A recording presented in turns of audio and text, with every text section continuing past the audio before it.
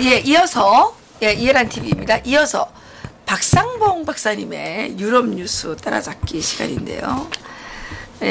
박사님 안녕하세요. 안녕하세요. 유럽에서 또 언론이 바쁘겠어요? 뭐 어제 디벨트 1월 8일자 디벨트지 보도가 재밌네요. 디벨트의 그 논설 주간이 있습니다. 그래서 아시아 문제, 주로 한국 문제를 주로 다루는 토스텐 클라우엘이라고 하는 논설 주간이 보도한 내용인데요. 좀 재밌습니다. 내용은 생일을 맞았지만 축하 메시지는 없다. 이런 제목으로 토스텐 클라우엘 논설 주간이 보도한 내용인데요. 김정은이 27세에 이제 권력을 집권했고 리비아의 가다피가 27세에 권력을 집권했다고 합니다. 권력의 정점에 올랐고 42년간 통치를 했다고 하는데 가다피가요? 그래요. 42년? 42년간. 27세에 권력을 잡고 42년간 통치를 하다가 아니 그렇게 오래 했어요? 그렇게 오래 했다는 거죠. 근데 김정은은 가다피하고 같은 나이에 이제 집권을 했는데 가다피의 전철은 안 밟을 것이다. 죽지 않을 것이다 이런 얘기죠. 끝까지 권력을 유지하겠다 이런 의지가 보인다. 그래요? 그래서 그렇게 이제 그래서 불행한 건데?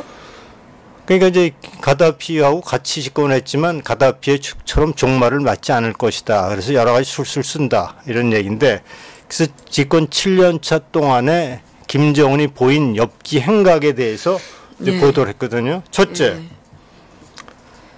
두 차례 핵실험을 했다. 핵실험을 2번밖에 안 했나요? 김정은 집권 후에. 김정은이가? 3번 하지 않았어요? 2번 했나요? 여기 2번으로 하여 어쨌든 2번인 것 같아요. 그 다음에 2명의 친인척, 이건 지금 장성택과 김정남을 얘기하는 거죠. 제거했다. 그렇죠. 세 번째, 자녀가 2명인지 3명인지 모르지만 2~3명을 출산했다 이겁니다. 몇 명이에요? 확실하게. 난 3명 난 거 알고. 여긴 2명인지 3명인지 어쨌든 그 다음에 그 딸만 낳았다 그러던데. 인민무력부장을 5명을 교체했다고 합니다. 인민무력부장을 이제 우리나라는 국방부 장관인데 5명을 교체했다. 그 다음에 이제 미사일 도발 80차례를 강행했다 이런 얘기입니다.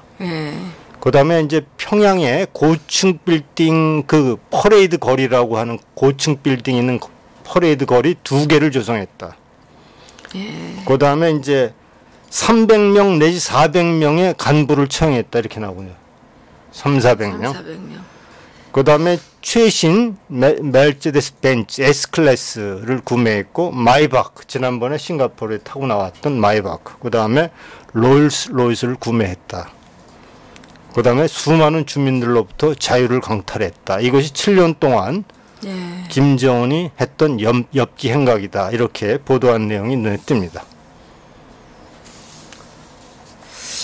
이게 제가 그 김정은 집권 3년 되기 전에 김정은을 죽여버려야 된다고 조선일보에 칼럼을 쓴 적도 있었는데 7년을 맞이했는데요. 7년이 됐네요.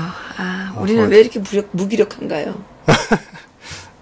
정말. 그러니까 이제 7년이 되는데 이게 한델스블라트 이어서 같은 날 어제 이제 제 보도인데 35번째 생일을 맞았지만 생일 잔치도 북한에서는 못했다. 그리고 조부, 그러니까 아버지와 김일성 할아버지는 생일날은 특별 공휴일이었답니다. 그리고 성대하게 잔치를 했고 했는데 김정은은 잔치를 못하고 만약 김정은이 잔치한다면 주민들이 분노가 폭발할 것이다. 이런 한델스블라트의 진단이 나왔습니다. 아니 생일을 달력에다 표시를 못하고 반나절을 쉬었다 그러네요.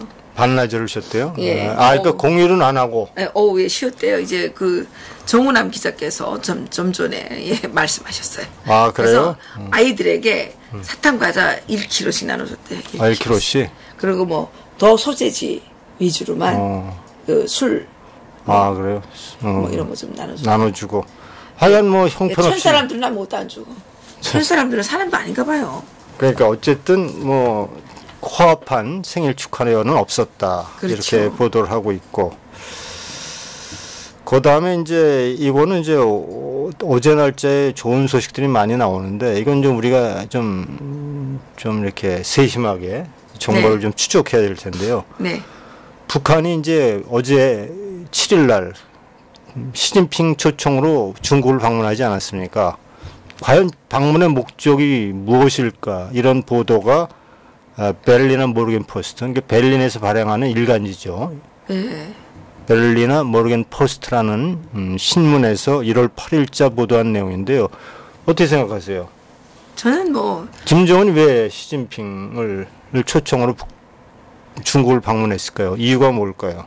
저는 트럼프 대통령에게 도전장을 내밀었다고 생각을 해요. 뭐 그런 시각이 있죠. 예, 예. 신년사에서 그랬잖아요. 새로운 길을 가겠다 이랬잖아요.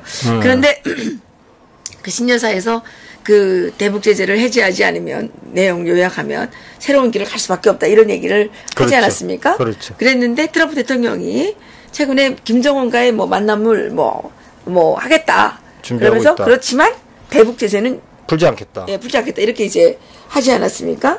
그런데 지금 미중이 그 전쟁이잖아요. 그렇죠. 그런데 이 전쟁 우리 둘이 싸울 때 이쪽 코리아가 붙으면 그거 뭐예요? 그러니까 그렇죠. 예, 그러니까 응원군을 좀 중국에서부터 응원의 메시지 좀 받자. 또 응원의 메시지도 받지만 내가 시진핑 당신을 내가 돕겠어. 난 미국이랑 미국과 같이 싸우겠어. 이거를 지금 보여준 거 아닙니까? 보여준 거. 그렇죠, 그렇죠. 그러니까 그 미국 대통령께서 지금 이 커플렉이 김정은이한테 지금 농락당한 느낌이란 말입니다. 아, 그렇죠. 미국으로 어떻게 보면 뭐 엿먹어라 이런 얘기네요. 당연하죠. 우리가 이제 중국과 함께 그렇죠. 공동으로 미국에 대항하겠다. C형님, 우리 힘을 합쳐서. 네, 그래서 내가 미사일 좀 쏴줄까?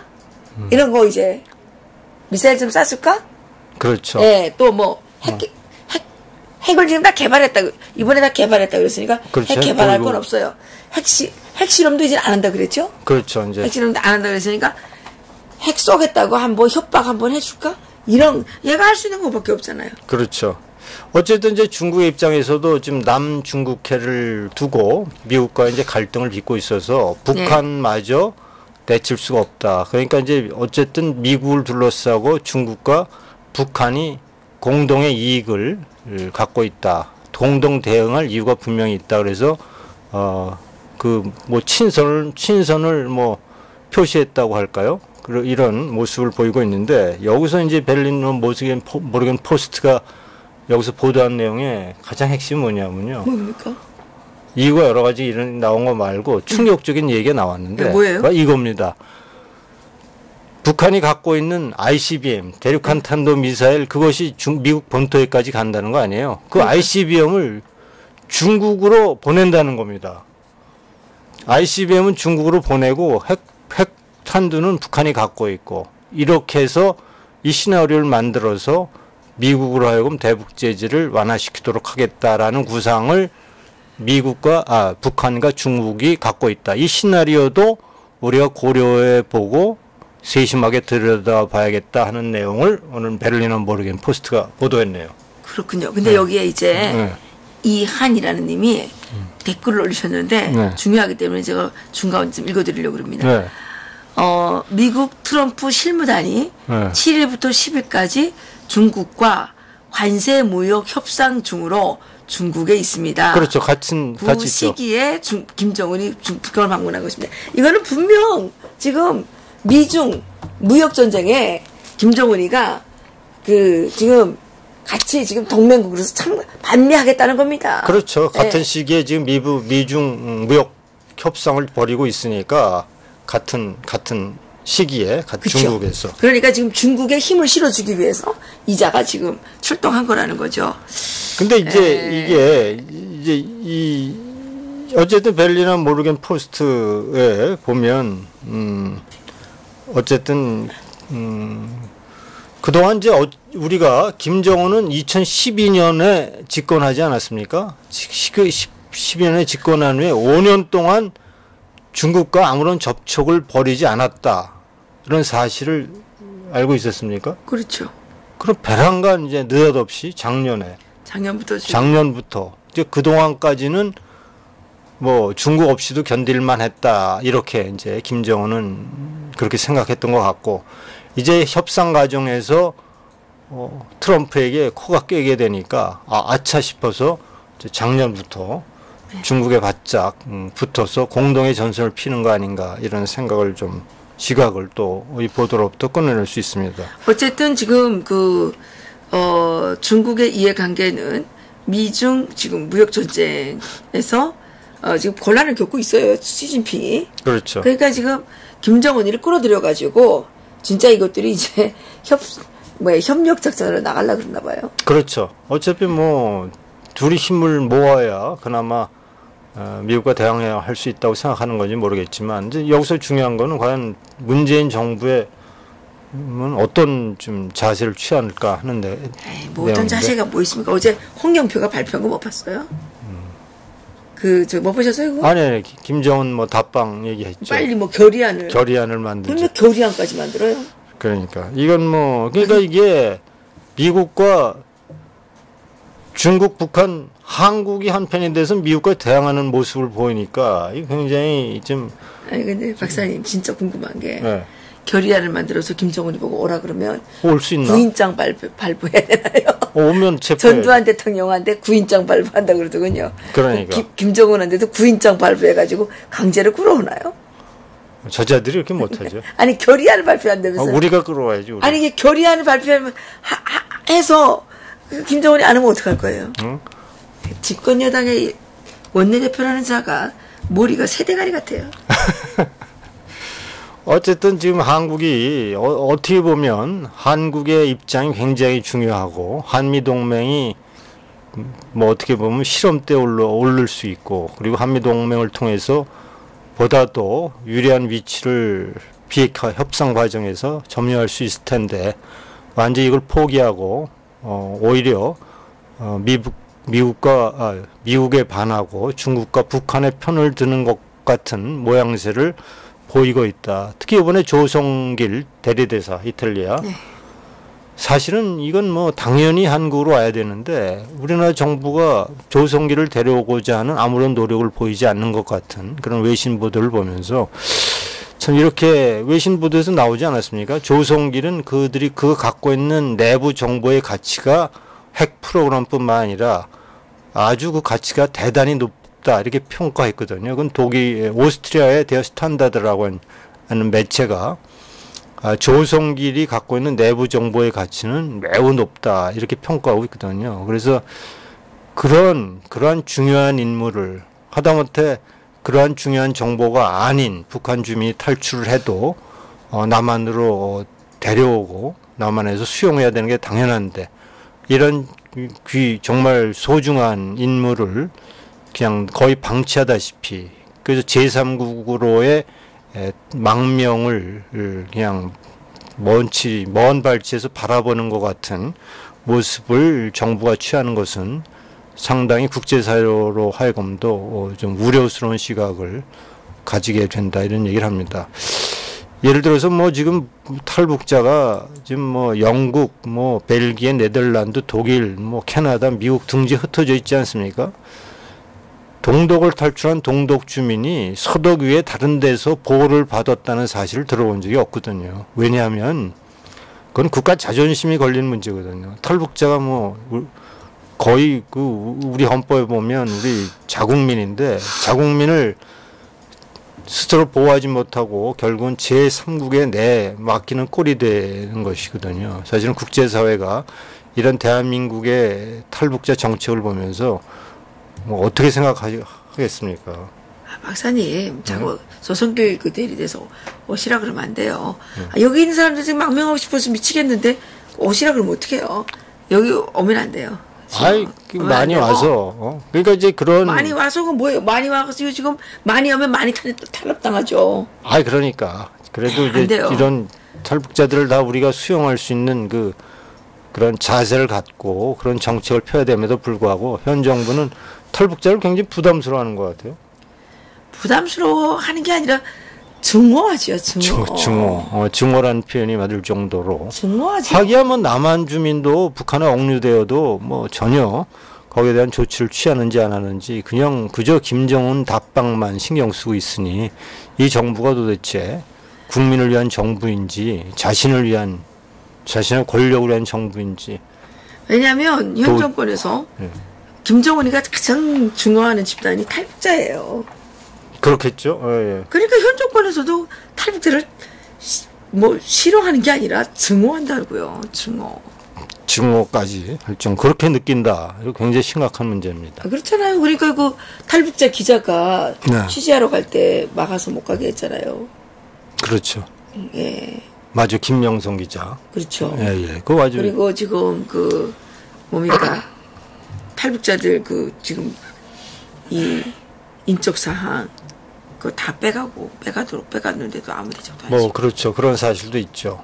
그리고 뭐 실질적으로 중국을 방문했다가 북한에 납치된 탈북자도 상당수가 있죠. 많죠. 200명 넘어요. 200명이 넘는다.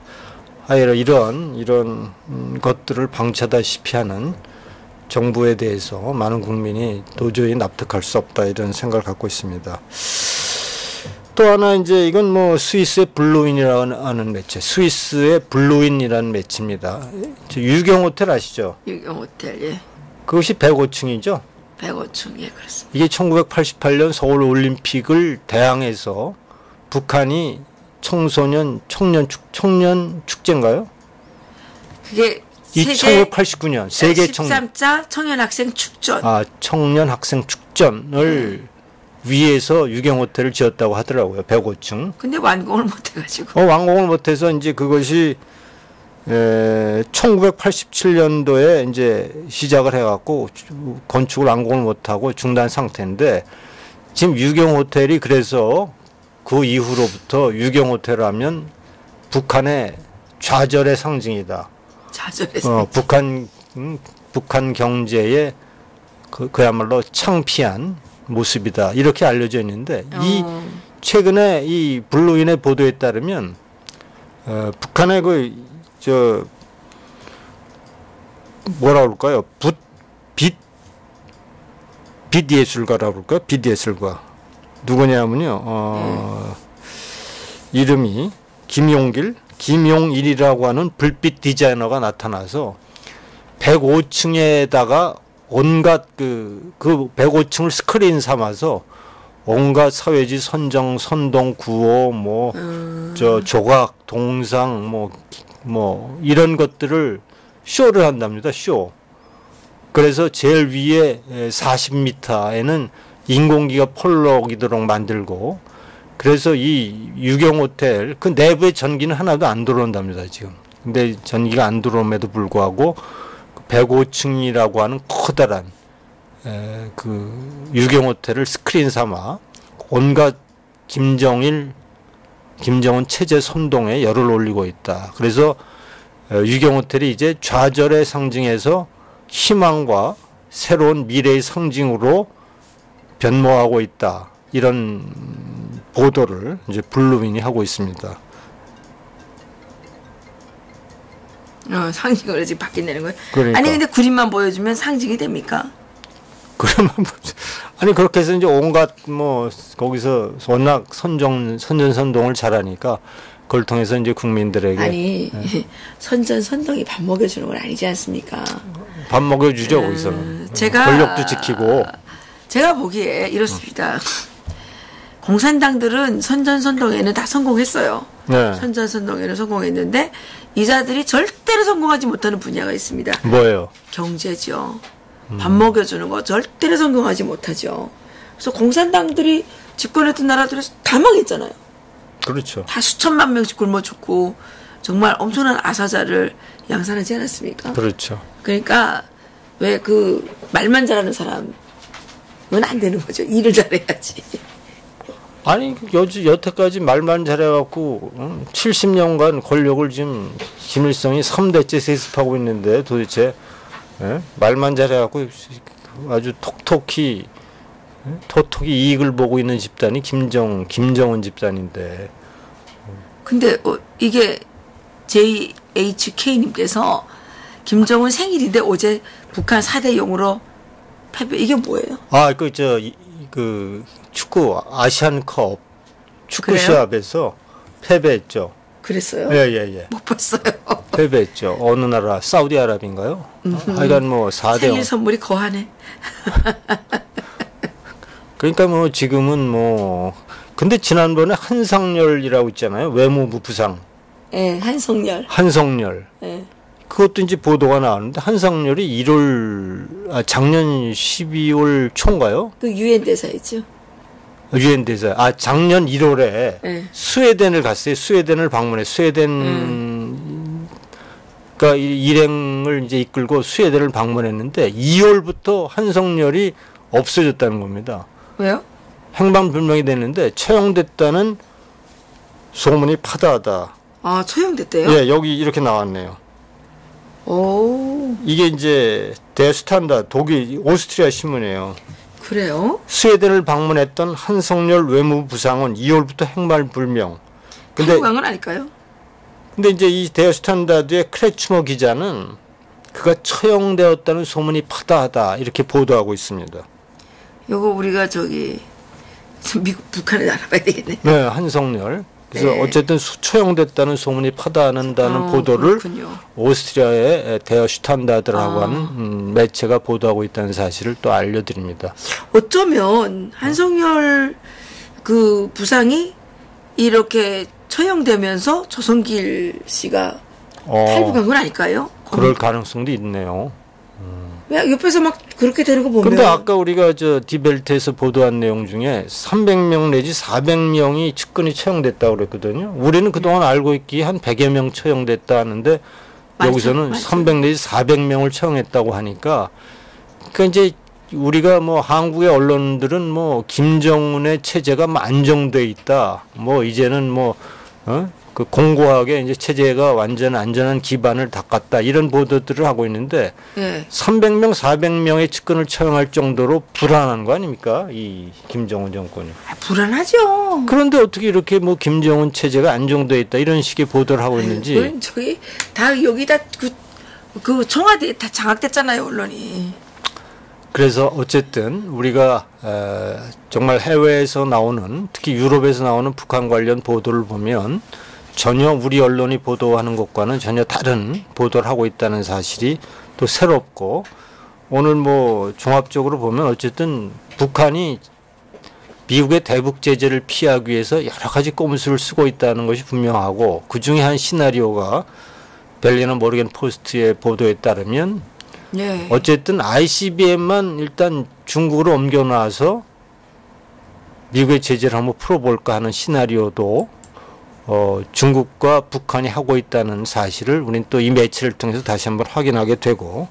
근데 ICBM을 지금 들킬까봐 피하는 거예요? 아니면? 아니 ICBM을 이제 갖다 놓고 거기에 이제 핵탄두를 장착하면 그것이 미국 되죠. 본토까지 나간다는 얘기가 아닙니까? 네. 그러니까 미국의 우려를 피하기 위해서 ICBM을 중국으로 보낸다는 거예요. 아니 근데 미국하고 중국이 전쟁하고 있는데 거기를 보내겠다는 게 그게 발상이 이게 웃기는 거 아닙니까 그게? 그러니까 이제 미국과 중국은 뭐 무역 전쟁을 하고 있지 뭐 사실은 아니 무역 전쟁을 하고 있는데 그런 걸 거기다 보내게 되면 미국을 위협하는 거 아니에요? 미국 왜냐하면 중국은 어차피 ICBM이 있기 때문에 중국은 북한의 위협은 중국은 ICBM이 있음에도 불구하고 거기다가 미국을 공격하는 얘기를 안 하잖아요. 근데 이제 북한은 계속 미국 본토를 뭐 공격하겠다 하니까 그런 것 때문에 작년에 그렇게. 아니 중국에 보내는 거랑 안 보내는 거랑 똑같죠. 왜 안 보내는 거야? 아니 중국에 갔다 온 지가 또 갖고 올지 어떻게 알아요? 그러니까 그런 시나리오가 있다라는 보도를 하는 거고 그렇게 해서 어쨌든 ICBM과 핵탄두를 분리해서 놓으면 미국 본토를 공격당할 그 위험은 일단 낮아지는 거고 미국이 이런 꼼수에 이제 넘어가면 이제 대북제도 완화하고 뭐 평화협정 체결하고 수순을 밟겠다 이런 뭐 우리가 해설할 수 있겠죠. IQ가 2살인가 봐요. 네. 어쨌든 이게 최 대사님께서 이렇게 이제 그 댓글을 남으셨어요. 돼지가 보험 들려고 시진핑을 만나러 갔지만 결과적으로는 돼지의 물귀신 전술로 시진핑까지 잡는다. 나 혼자 안 죽겠다 이런 얘기. 나 혼자 안 죽겠다. 그런가 봐요. 예.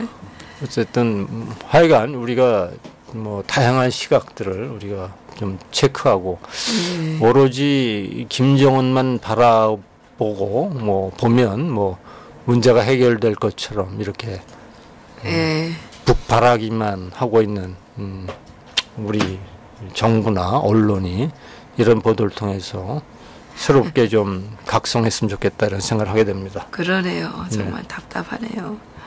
그 박사님, 그 자유통일 칼리지 얘기 좀 해주시죠. 자유통일 칼리지도 지난번에 말씀드렸는데요. 이제 우리가 이제 3월 2일이죠. 이제 3월 2일부터 3기가 시작된다.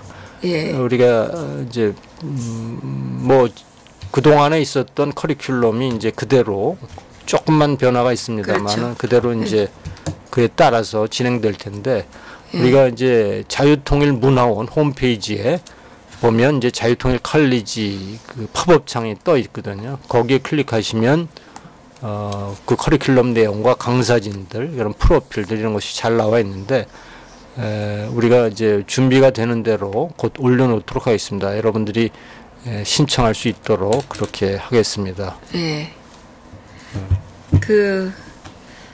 자유통일 칼리지를 졸업하신 분들이 그 말씀이 세상을 보는 눈이 좀 밝아졌다. 다양해졌다. 그리고 특히 뭐 우리가 그동안에 알고 있었듯이 우리가 뭐 통일하다 보면 그것이 평화통일인지 뭐 무력통일인지 사실은 공산통일인지 모르지 않습니까? 그러니까 우리가 통일을 얘기할 때는 가치와 함께, 그러니까 자유라는 가치와 함께 써야 된다. 우리가 다시 한번 그런 거 강조드립니다. 자유통일이래야지 평화통일 갖고는 안 되는 거죠. 평화통일을 한 예멘 같은 사례를 보더라도 또 평화협정을 체결한 후에 무력통일을 당한 우리가 베트남의 사례를 보더라도 평화가 담고 있는 그 뒤에 담겨진 그 위험된 요소들을 우리가 반드시 직시해야 된다. 그래서 저희들은 반드시 자유통일이라는 단어를 통일과 함께 항상 쓰도록 그렇게 하고 있습니다. 문재인 대통령께서 정의롭지 못한 어떤 정의로운 전쟁보다 평화가 낫다 그랬죠. 그렇죠. 어떤 평화도 전쟁보다 낫다 그랬죠. 어떤 평화도 어떤 정의롭지 못한 평화도 전쟁보다 낫다. 전쟁보다 낫다. 이렇게 이제 얘기를 했고 이게 이제 이완용의 얘기랑 비슷해요. 아 그래요? 네, 이완용도. 그럼 한 가지 질문할게요. 그럼 독도를 일본이 침공하면 그냥 무릎 꿇으면 평화네요? 그렇죠. 김정은이 쳐들어오면 나라 내주면 평화네요. 그렇죠. 그럼 이런 평화관을 갖고 있는 지도자에게 나라를 맡길 수 있습니까? 그러게 말이에요. 북한에서 300만 명이 굶어 죽었어요. 그때 북한 주민들이 아무런 대응도 못했어요. 조용히 굶어 죽었어요. 조용히 굶어 죽었어요. 그것도 평화예요. 그것도 평화네요. 싸우지 않으니까. 그래서 저는 이완용이 이런 얘기를 했나요? 평화도 이완용이 그랬죠. 무슨 얘기를 했어요? 이완용이 그 워딩이 어떻게 됐더라? 그거 확실하게 좀 알려주십시오. 이게 요즘에 기억력이 나빠져가지고 제가 다음 시간에 찾아서 출처와 함께 알려주시기 바랍니다. 그 이완용도 그 일본에 그 나라를 맡길 때 전쟁보다는 낫다. 전쟁보다 낫다. 일본에 나라를 맡기는 것이. 그러니까 일본에 그냥 항복하는 것이 낫다 이제 이렇게 얘기했는데 어쨌든 지금 뭐 문재인 대통령 그냥 평화에 미친 평화 매니아죠. 근데 문재인 평화에 미친 게 아니라 그들이 하는 정책에 평화가 있습니까? 본인은 평화라고 생각하니까. 그동안 적폐란 이름 하에 얼마나 많은 사람이 죽고. 근데 진짜 웃기는 게 뭔지 아세요? 감옥에 가고. 박사님 뭔지 아세요? 가짜 뉴스하고 지금 싸우게 되잖아요. 가짜 뉴스를 조직적으로 지속적으로 유통하는 자들을 국가가 용서하지 않겠다. 자기들이 가짜 뉴스를 계속 말할 때는 그 말을 맞네요. 그 말을 좀 지켜줬으면 좋겠네요. 자기들이 계속 지금도 가짜 뉴스 말하고 있잖아요. 그러니까 김정은이가 오는데 모든 국민이 쌍수 들고 환영한다. 이거 가짜뉴스 아닙니까? 아니 김정은이가 뭐 사력 있고 예가 바르고 뭐 비전 있는 예. 지도자 그것부터 가짜 뉴스 가짜 아닙니까? 예. 그것도 김정은이가 가짜 뉴스죠. 이런 잔혹한 인물이 어떻게 문재인 대통령의 예. 입에서 김정은이가 그렇게 훌륭한 인물로 평가되는지 그야말로 가짜 뉴스의 전형이죠. 근데 그러니까 문재인 대통령이 트럼프 대통령을 좀 따라하는 게 있어요. 뭐가 있어요? 가짜 뉴스. 트럼프 대통령 맨날 가짜 뉴스라고 싸우잖아요. 예. 그런 의미에서 예. 근데 트럼프 대통령이 싸우는 가짜 뉴스는 CNN 세계 굴지의 언론이에요. 뉴욕 타임즈 어떤 언론이에요? 그렇죠. 대단한 언론이잖아요. 그렇죠. 거기는 아주 빅 사이즈 엄청난 언론이에요. 트럼프 대통령이 싸우는 건 그 언론들이란 말이에요. 그렇죠. 거기랑 막 싸우는데 우리 문재인 대통령이 싸우는 언론은 유튜브하고 싸워.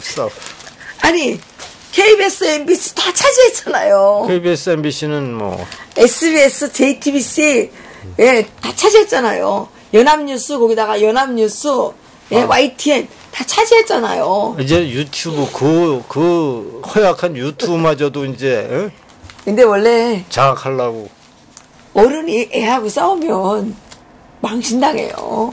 아니 무슨 유튜브하고 싸워서 어떡할 거예요?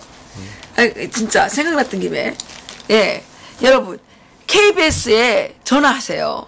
그러면 그 KBS 이거 그 시청료 안 낼 수 있어요. 저도 그 전기 요금 나오는 데 있잖아요. 거기에 KBS 이게 써 있어요. 1588-1801인가 이렇게 돼 있습니다. 그래서 거기다 전화를 해가지고 집에 TV가 있냐 물어봐요. 없다. 우리 없어요. 없다. 그러니까 언제 없었냐? 언제 5년 전에 없앴다. 이렇게 하니까 뭐라 그러냐면 영수증을 가지고 그래요. 그래서 5년 전에 없앴는데 무슨 영수증이 있냐 그랬더니 나와본대요. 나와보라 그랬죠. 그랬더니 그 다음날 전화 와서 깨끗이 면제해 줬습니다. 제가 한마디 잊지 않았죠. 내가 이게 2천 얼마가 아까워서가 아니라 당신들이 김재동이나 불러다 놓고 그런 반역적인 방송을 하기 때문에 내가 도대체가 이걸 용납할 수가 없어서 이거 끊는 거다. 그랬어요. 그랬더니 미안합니다. 미안합니다 그래요? 당신한테 할 말 아니지만 위에다 보고해 그랬어요. 그랬더니 알겠다고. 이런 얘기하는 사람 많아요. 그랬더니 조금 있어요 그러더라고요. 담당자는 좀 양심이 있네요. 그러니까 여러분들이 그 직원이 이렇게 항의해서 그 TV를 끊는 KBS를 끊는 사람들을 많이 늘려주셔야 됩니다. 그 전화하는 방법은 간단해요. 그 전기요금 거기에 이렇게 보면 앞에 전화번호가 써 있더라고요 이제. 네. 써 있어요. 그럼 거기에다가 1588-1801인가 그래요. 거기다 전화해가지고 이제 그 TV 없어서 시청료 못 내겠다 이렇게 얘기하면 됩니다. 그리고 TV 요새 안 봐도 되잖아요. 그 영수증이 있으면 그 TV를 이렇게 없앴다는 영수증이 있으면 한 5년, 10년 된 그 동안 낸 돈 있잖아요. 그걸 반환해 준대요. 그래요? 그것도 반환도 해준대요. 영수증을 갖고 계시는 분들이 계시면 옛날에 낸 돈 다 반환 받으십시오. 저 영수증이 없어가지고 못 반환 받았어요. 그냥 버렸지 옛날에 무슨 그거 앞으로 어떤 일이 있을 줄 알고 그 버린 영수증을 지금까지 보관하겠습니까? 네. 그런 일이 있었습니다. 그와 함께 요새 KBS 수신료 강제 납부라고 하나요? 강제 납부죠. 이것을 거부하는 운동도 있는데 이 캠페인에도 많이 동참해 주시기 바랍니다. 그리고 국회의원들이 아니 KBS에 왜 수신료를 우리가 강제로 내야 돼요? 이거 빨리 폐지하세요. 폐지. 오케이. 국영방송이 왜 필요해요? 아니 공영방송이 필요하죠. 공익을 위해서는 되지. 아니 그럼 정책방송 하나 있으면 되지. 그렇죠. 아니 KBS는 정책방송이 아니니까. 그러니까 필요 없어요. 이제 다 없애라 그래요. 공영방송을 해야 되는데 저게 총영방송을 하니까. 필요 없어요. 민주노총 방송인데 북한 방송. 민주노총들끼리 돈 내가지고 하면 될 거 아니에요. 언론노조. 언론노조 방송이니까 민주노총 언론노조. 언론노조들끼리 돈 내가지고 하면 될 거 아니에요. 왜 우리 보고 돈 내라 그래요? 우리 안 보니까. 어쨌든 여러분 KBS 그 시청료 그 분리 꼭 신청하셔가지고 여러분들이 아까운 그 돈을 킵하시기 바랍니다. 그래요. 오늘 어쨌든 오늘 그 유럽발 북한 소식 유럽발 북한 소식. 그리고 여러 가지 유럽 이러면 뭐 우리가 이제 독일어권 주로 스위스, 오스트리아, 독일을 해서 북한을 어떻게 바라보고 있는가 이런 방송을 매주 한 번씩 여러분에게 전달해 드립니다. 참고하셔서 대북 정보에 왜곡이 없으시기를 부탁드립니다. 맞습니다. 우리가 이렇게 이제 세계 여러 나라 언론을 통해서만 봐야만 올바른 정보를 접할 수 있는 순환의 시대를 살아가고 있습니다. 네. 그렇지만 국민 여러분, 희망이 보입니다. 희망이 보입니다. 양심적 공무원들이 일어나고 있고, 지금 얼마 멀지 않았습니다. 얼마 멀지 않았습니다. 우리 이렇게 또 실시간으로 정말 이 조국이 잘못될까봐 걱정해 주시는 우리 박상복 박사님 이런 분들이 지식인들이 계시기 때문에 대한민국의 미래는 영원할 것입니다. 우리는 꼭 이길 것입니다. 개인의 자유권, 사적 소유권을 보장해 주는 제도는 오직 자유민주주의 시장경제제도밖에 없습니다. 그래서 우리는 이 제도를 지켜야 되고 우리는 이 제도를 지켜야만 등가주기, 백가주기, 등가주기에 붙는 이런 굶주림을 면할 수가 있다는 사실 명심하시기 바랍니다. 맞습니다. 고맙습니다.